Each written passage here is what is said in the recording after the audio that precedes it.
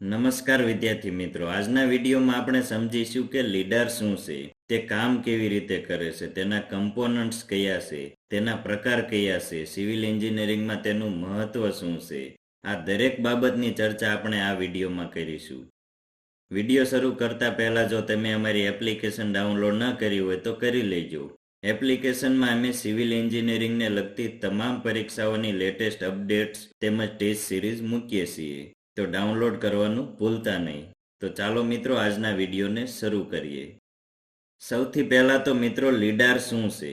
તો લીડારનું full form છે light detection and ranging. Lidar એ એક રિમોટ સેન્સિંગ ટેકનિક છે. જેવી રીતે રડારમાં રેડિયો વેવનો ઉપયોગ થાય છે, તેવી જ રીતે લીડારમાં લેઝર લાઇટનો ઉપયોગ કરીને ડિસ્ટન્સ અને એલિવેશન માપવામાં આવે છે, તેમજ આપણને 3D ડેટા મેળવીને આપે છે. આ લીડાર મેપિંગથી આપણને જે ડેટા મળે છે તેને પોઈન્ટ ક્લાઉડ કહેવામાં આવે છે. હવે ચાલો મિત્રો, લીડારના વર્કિંગ પ્રિન્સિપલ વિશે ચર્ચા કરીએ. તો મિત્રો, lidar A reflection of laser લાઇટના સિદ્ધાંત પર કામ કરે છે. લીડાર સિસ્ટમ જમીન અથવા કોઈ ઓબ્જેક્ટ પર મિલિયન્સ ઓફ લેઝર પલ્સ મોકલે છે, અને આ લેઝર પલ્સને પરાવર્તિત થઈને પાછા આવતા કેટલો સમય લાગે છે તે રેકોર્ડ થાય છે. આ સમય અને લેઝર લાઇટની સ્પીડને આધારે તેણે કાપેલું ડિસ્ટન્સ ફાઇન્ડ કરવામાં આવે છે. અહીંયા તમને ડિસ્ટન્સનું ફોર્મ્યુલા મળશે. ડિસ્ટન્સ બરાબર સ્પીડ ઓફ લેઝર લાઇટ ગુણ્યા ટાઈમ ભાગ્યા 2. આ બધાય રીડિંગને ભેગા કરીને તમને એક 3D મોડેલ મળશે, જેને પોઈન્ટ ક્લાઉડ કહેવામાં આવે છે. હવે ચાલો મિત્રો, આ કન્સેપ્ટને ખૂબ જ સરળ રીતે સમજીએ. હવે માની લો તમને એક લેન્ડ સરફેસ આપેલી છે, જેના પર ઘણા બધા ઓબ્જેક્ટ્સ અવેલેબલ છે. હવે તમારે આનું 3D મોડેલ તૈયાર કરવું હોય તો શું કરશો મિત્રો? તો એના માટે લીડાર સિસ્ટમનો યુઝ થાય છે. અહીંયા તમને એરબોર્ન લીડાર આપેલું છે, જે વિમાન અથવા ડ્રોન સાથે લગાડવામાં આવે છે. આ લીડાર સિસ્ટમ તમારા ઓબ્જેક્ટ પર મિલિયન્સ ઓફ લેઝર પલ્સ મોકલે છે, અને આ લેઝર ઓબ્જેક્ટ પરથી રિફ્લેક્ટ થઈને પાછા ફરે છે.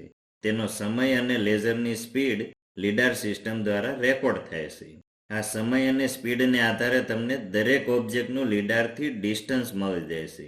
અહીંયા ભાગ્યા 2 એટલા માટે કરવામાં આવે છે કારણ કે લેઝર લાઇટ ઓબ્જેક્ટ પર પડે છે અને રિફ્લેક્ટ થઈને પાછી ફરે છે, માટે 2 વખત ડિસ્ટન્સ મેજર થાય છે. એટલા માટે ડિવાઈડ બાય 2 કરવામાં આવે છે.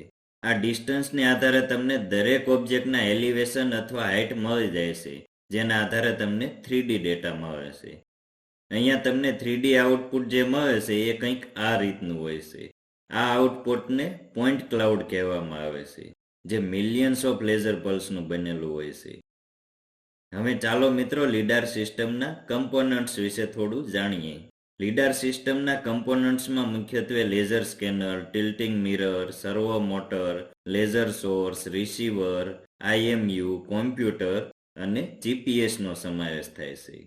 હવે ચાલો આ દરેક કમ્પોનન્ટના ફંક્શન શું છે તે 1 by 1 જોઈ લઈએ.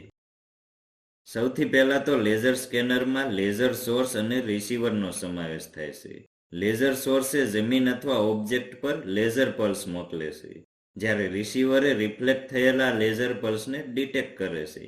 આવી રીતે લેઝર સ્કેનર 3D ડેટા એકત્ર કરે છે.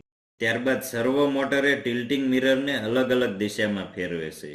અહીં ટિલ્ટિંગ મિરર એ લેઝર કિરણોને અલગ અલગ દિશામાં ફેરવે છે, જેથી કરીને મોટો વિસ્તાર સ્કેન કરી શકાય. ત્યારબાદ IMU એટલે કે ઇનર્શિયલ મેઝરમેન્ટ યુનિટ એ સેન્સરની ગતિ, ઝુકાવ અને દિશા માપે છે. તેમજ GPS એટલે કે ગ્લોબલ પોઝિશનિંગ સિસ્ટમ એ સ્કેનર અને લેઝર પલ્સના દરેક પોઈન્ટ્સની એક્ઝેક્ટ પોઝિશન અને ટાઈમિંગ બતાવે છે. ત્યારબાદ કોમ્પ્યુટર એ ડેટા કલેક્ટ કરે છે, સ્ટોર કરે છે અને ડેટાનો ઉપયોગ કરીને 3D મોડેલ્સ, કન્ટુર મોડેલ્સ અને DEM એટલે કે ડિજિટલ એલિવેશન મોડેલ બનાવે છે. હવે આપણે મિત્રો ટાઈપ્સ ઓફ લીડાર વિશે થોડું સમજીએ.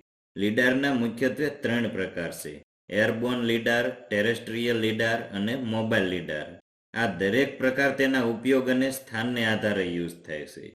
એરબોર્ન લીડાર એ વિમાન અથવા ડ્રોન પર લગાડવામાં આવે છે, જ્યારે ટેરેસ્ટ્રીયલ લીડાર એ જમીન પરથી મેપિંગ કરવા માટે ટ્રાયપોડ પર લગાડવામાં આવે છે, જ્યારે મોબાઈલ લીડાર એ વાહન પર લગાડવામાં આવે છે અને રસ્તાઓનું મેપિંગ કરવામાં આવે છે.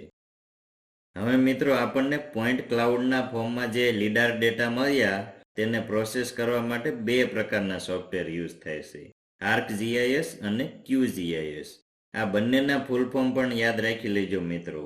ArcGIS નું ફૂલ ફોર્મ છે aeronautical research centre geographic information system, જ્યારે QGIS નું ફૂલ ફોર્મ છે ક્વોન્ટમ જિયોગ્રાફિક ઇન્ફોર્મેશન સિસ્ટમ.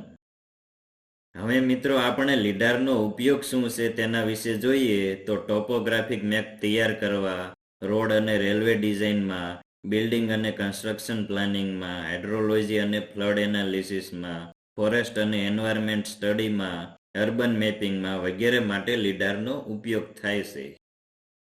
તો મિત્રો આજના વિડીયો માટે આટલું જ. આઈ હોપ કે તમને લીડાર વિશેની તમામ માહિતી સમજાઈ ગઈ છે. આજનો વિડીયો જોવા બદલ આપનો ખૂબ ખૂબ આભાર. મળીએ નેક્સ્ટ વિડીયોમાં. Thank you.